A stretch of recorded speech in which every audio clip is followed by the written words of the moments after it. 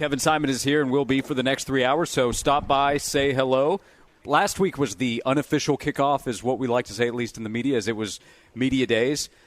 You probably weren't surprised to see that Joe Milton was a big part of the discussion last week, not just on Tennessee's day, though. Tennessee went the fourth day in Nashville.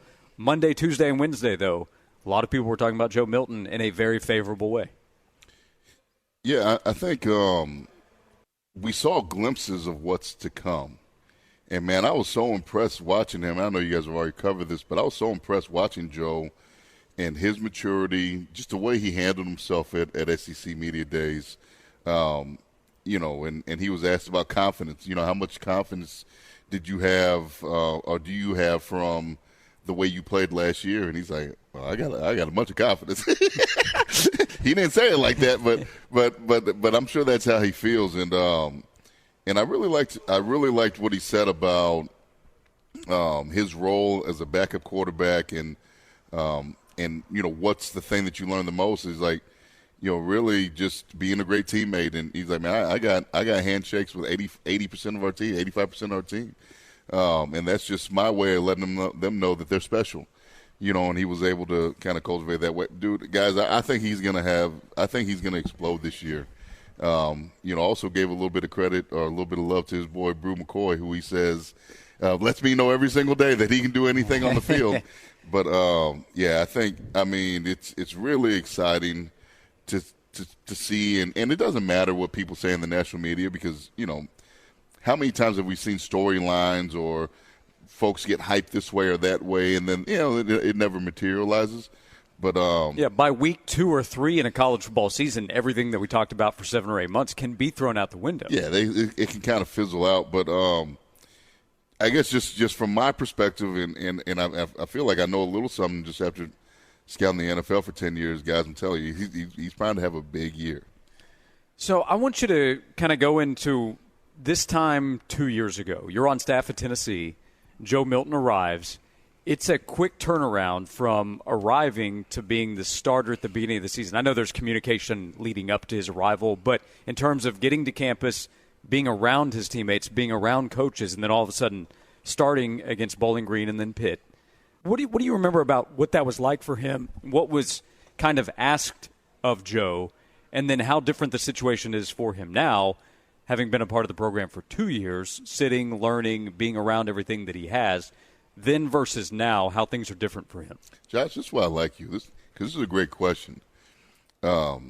He gets here in May, and, basically he just jumps into the pool, into the deep end of the pool, and tries to ingrain himself into a new offense, trying to embed himself or create chemistry with new people, not just teammates, but the staff as well. People that you have to converse with and talk to on a daily basis. And, the one thing that any relationship the one thing that it takes to build any relationship is time. That you can't just instantly have a relationship overnight. And I think that from where he came in May, and then obviously it's just amazing to watch him throw. Like, to see him throw a football is just like, what? Because you don't really see people. You can go to NFL games and not see. You can pick out an NFL game every week for 17 weeks and not see one person that throws a football like him. I'm telling you, it's really special. There's probably only 5 guys in the NFL who are capable of throwing the football like him. But so then so that we have workouts, we have 7-on-7, and that's a time in this period where the leadership really shows, because while like the players they kind of manage it more, and they're giving you a script and all those types of things, the players really manage it, and but from where he was then to where he is now, completely different landscape. Obviously he's a lot more comfortable. He knows the offense. He knows his teammates. He knows the coaches. He knows the staff. He's comfortable in his own skin, and he's ready. He's primed and ready to go show the world what he's capable of doing. One quote that I've come back to from Joe, and I'll be paraphrasing what he said, but it was after this past spring. So he's the starter at this point, right? He's gone through the Vanderbilt and Orange Bowl games as the starter, and he's gone through spring as the starter.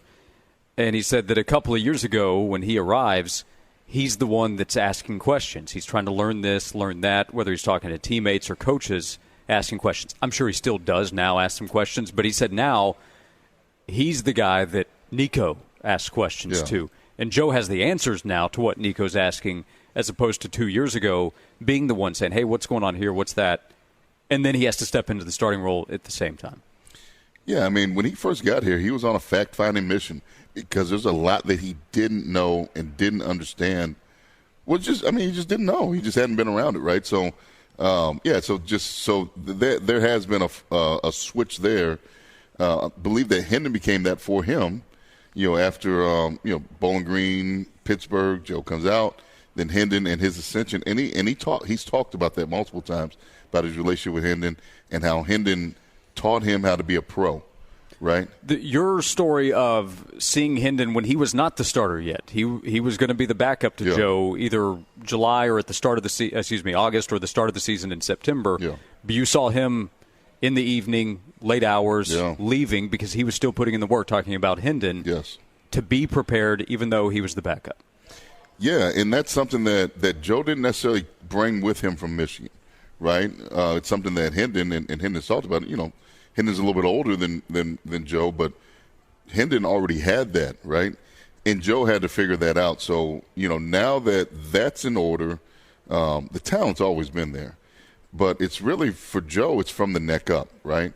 From the neck up, do you understand, can you see, so here's the thing, here's what a quarterback goes through. First and foremost, when the play gets called, can I see the play in my mind's eye? Just can I see where everybody is on the field, right? And then the thing that evolves from there is, all right, now I know the play. I can see it in my mind's eye. I understand the progression.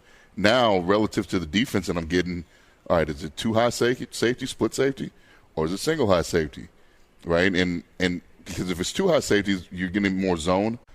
Whereas a single high, then there is zone because you got cover three, but that's where you get man.